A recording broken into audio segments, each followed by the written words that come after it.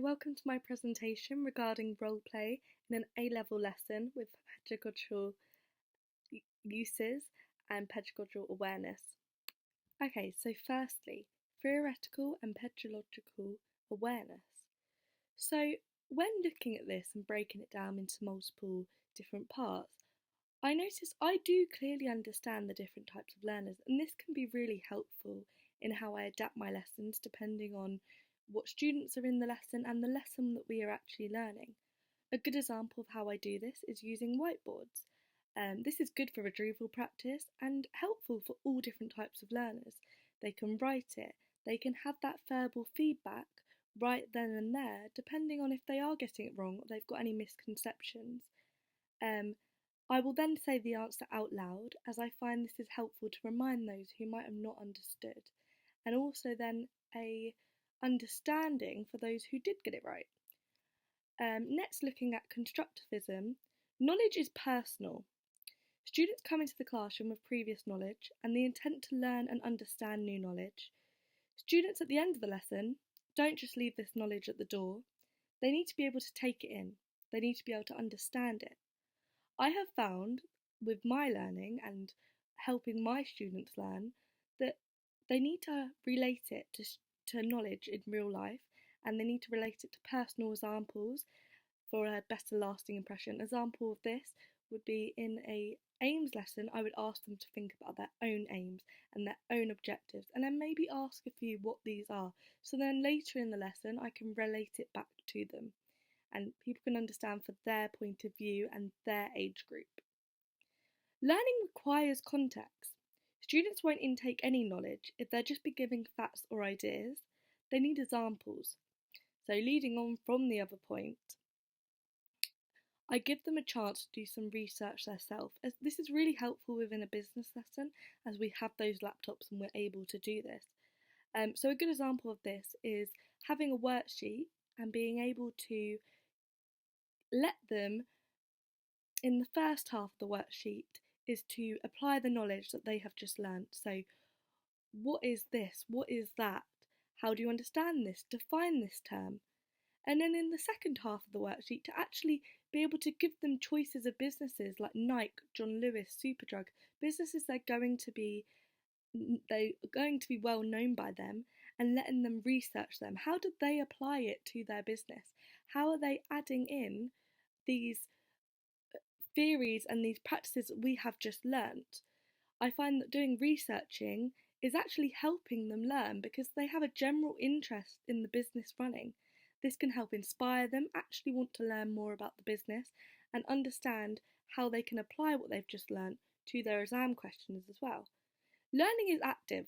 Students must participate in their education to truly learn. To gain long-term retention, students need to engage in the new material. A good example of this is to use roleplay. We will go on to this a bit further in the PowerPoint. This is a great way for them to remember information as they are putting themselves in real life situations. They are literally mirroring those situations. Socratic, so using open-ended questions, is a great way to hear different opinions on different subjects. This is useful in business because one question can be answered in so many different ways. For example, discuss an easier method of market segmentation. This gets the learner thinking. All answers could be different, and it gets them to think in a business frame of mind. What type of business is it? How does the product cost? How much does the product cost? Is it a niche product? So something so simple like business market segmentation can really get them all thinking. So using those open-ended questions, like easiest way to think of it, could be really helpful and is really helpful in their learning. Reflective. This is a great way for students to think about their learning and progress. Students are able to reflect on previous lessons and the information they have received. A good example of this is when using roleplay in active lessons. I will get an A-level business class and students to then, after the active lesson, to put all this knowledge into an exam question using Peach. Again, we will go on to what this means a bit further in the PowerPoint. This is a way for them to reflect on what they've learned and put in what they've learned into previous techniques. So describe what happened, analyse the circumstances and outcomes, meaning of the application. It gives the the application and actual meaning, and how can they implement this into further learning and into real life. Okay, so next, what do I do to help retrieval practice? What do I do in my own lessons?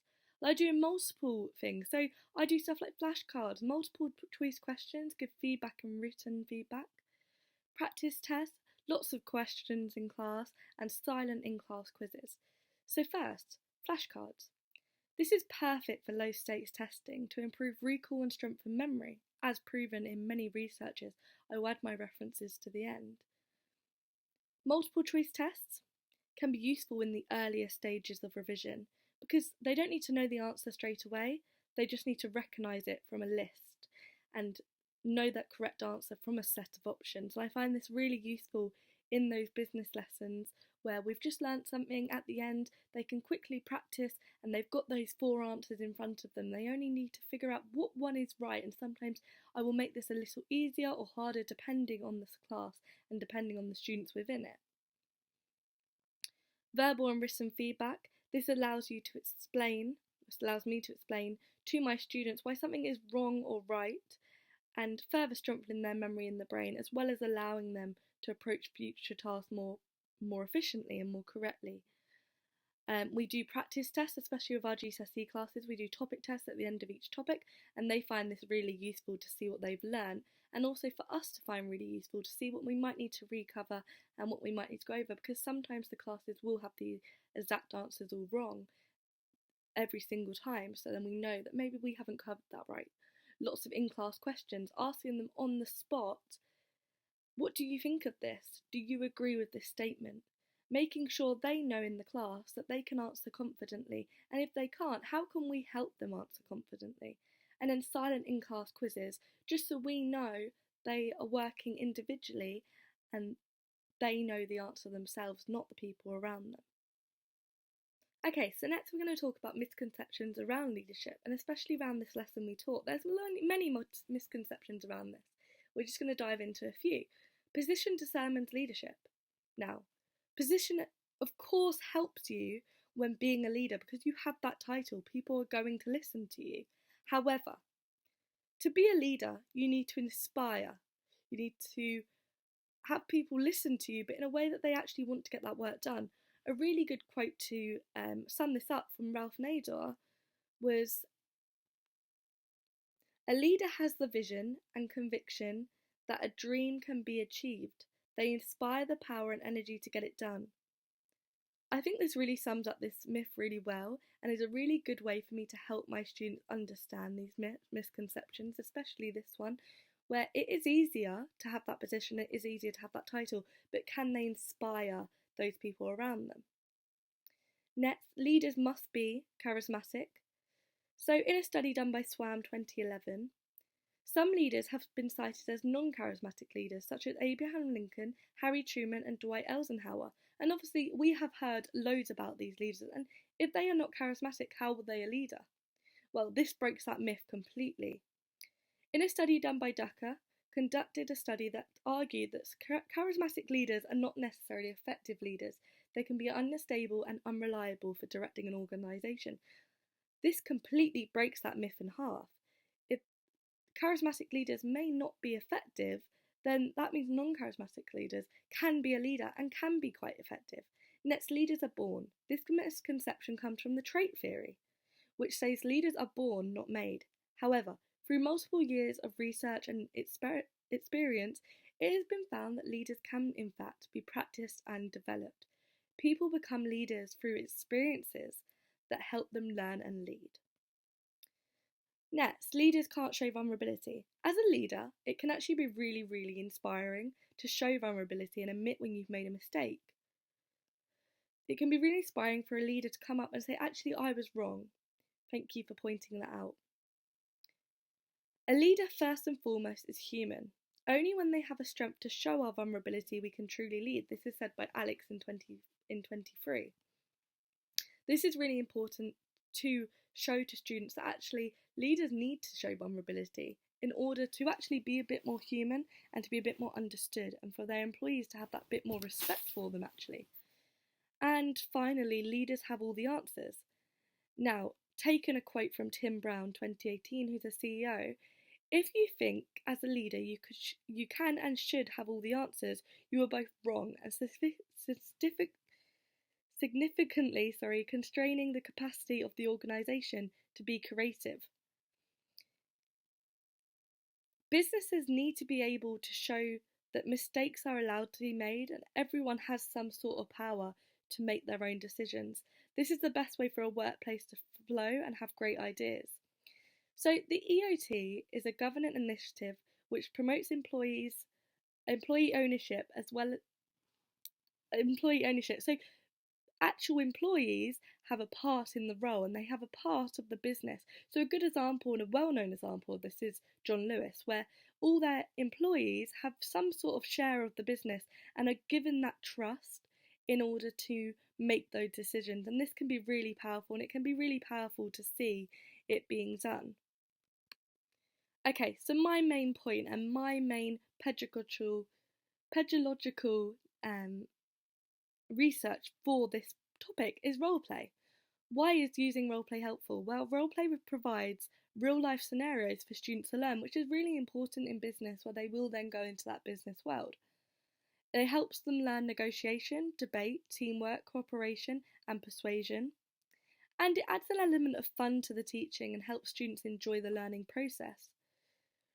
Roleplay is really important for retrieval practice, and retrieval practice helps identify gaps in the knowledge for the teacher. The teacher can identify those gaps, making stronger connections between the interests. It allows the teacher to check for misunderstandings and strengthen memory connection, and it allows them to easily learn new things in the future because they've learnt that lesson really well and they can move on. And especially with a lesson like leadership, what this lesson was, they can then take that leadership lesson and add it to so many more of the lessons that they will learn. And of course, roleplay has its own strengths and its own challenges. So with roleplay, students may not take the activity seriously. If it isn't taken seriously, the task might not be fulfilled properly. This can lead to failure in learning and the skills required, as said in a Brooklands Research 2005. If the student hasn't understood the lesson, they won't understand what to do. In a situation like ours in business, they need to know the characteristics of the types of leaders for the roleplay, otherwise the roleplay does become useless. Sometimes this lesson can feel like a waste of time and can feel quite irrelevant. If the roleplay has no relevance to the skill or theory that they need to learn, it is pointless and there is no point in using it. So the time that we do use roleplay, it needs to be really important and really sufficient in what they are learning. And number 3, roleplay can make it difficult to truly understand what has been learned. To combat this, I made them complete an exam question at the end, so I could see how they interpreted the lesson, as I know this can be really important so I can see where they're at. Okay, so I made 2 really important adaptations to this lesson when I was teaching. So I made sure I added key characteristics. What do I mean by this? Well, when they were having their activity and there was 2 groups of 4 and they had 1 leadership each, I would get them to come over to collect a post-it note so they knew what leadership they had, as the other team members of the group didn't know what was happening. They had to guess to then understand those characteristics as well. So they needed to guess, oh, I think they're being autocratic, or I think they're being laissez-faire. They needed to figure that out. But for the person being that characteristic and that leadership style, I gave them a post-it note with the leadership they'd be acting. But then also to help them, as I know this was a challenge of roleplay in the previous slide, I mentioned 2 main characteristics of that leadership style. This was really helpful for the students to retrieve that information and use it as a basic helpful start. And I could see that this was really helpful and this really benefited them. Second, groups of 4. There was 8 students in this class, so I put them to 2 groups of 4 rather than a group of 8. This was so I could use 4 different leadership styles and they could try out 1 each, but also so I could see how each leadership style affected the groups, as it did affect them completely different. Autocratic completely changed the style of one of their bridges to the other one. So it was really helpful for me to see and for them both to see, as they were both quite competitive. How was this changing and how was this unhelpful to their group? Or how was this really helpful, like laissez-faire? Okay, so now looking at theory and practice. There was two main points that I could pull out of this lesson. Is that they were provided an opportunity to critically observe peers. They could see each other's tower, and especially at the end we see if it balanced a tennis ball on it to see if it was strong. But they also could see how other people were acting out these leadership styles and how it affected each group. And I did try and pick these quite carefully. So with each group, I probably picked the shy student to be autocratic. Then they have to be that bit more outspoken. They have to take charge. Where maybe the louder ones, I chose to be laissez-faire.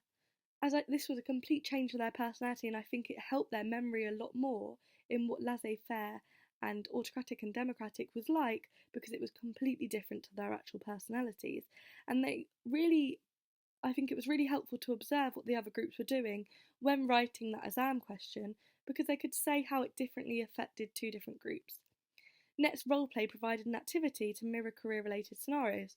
As this was an A-level students group, I found this really helpful for them. Okay, what did this resource achieve?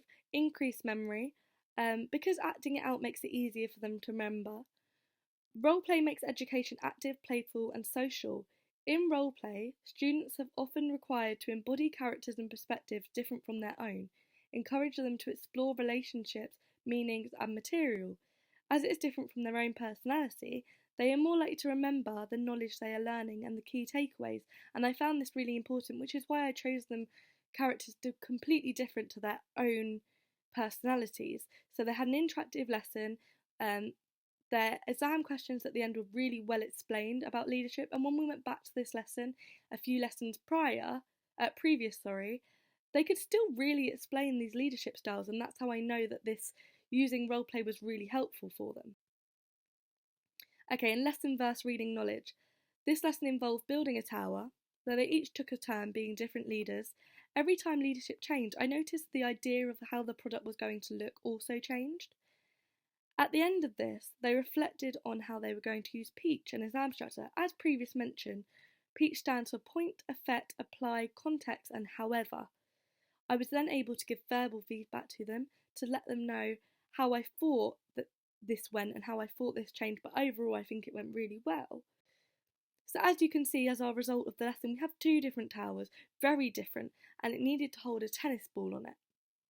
Both of these worked really well, and I think they really enjoyed this lesson and understanding how different leaders work within a workplace. Okay, so in the future, the improvements I would make to make this activity a little bit more fun and perhaps a little bit more longer, as they only had 20 minutes for this, would one, make this activity slightly longer and maybe give them a few minutes each in that role play and in that leadership style, as I realised that perhaps they didn't have quite long enough to put that into play, as they were also very busy building and they wanted to get it done and they wanted to beat the other team as it was quite competitive. And then give each group a different leadership style at the same time. So by this I mean, because I had two groups, I gave them both autocratic at the same time, I gave them both laissez-faire at the same time. But perhaps in the future I should give one laissez-faire, one autocratic at the same time, to see what different that would make in the way that the order was, to see if it made it any different and any more difficult or easy, because maybe if they had autocratic then laissez-faire straight away, that would have made it a lot more difficult to build than if they had autocratic then democratic. And just to finish off, these are the references used for this PowerPoint. Thank you very much for listening.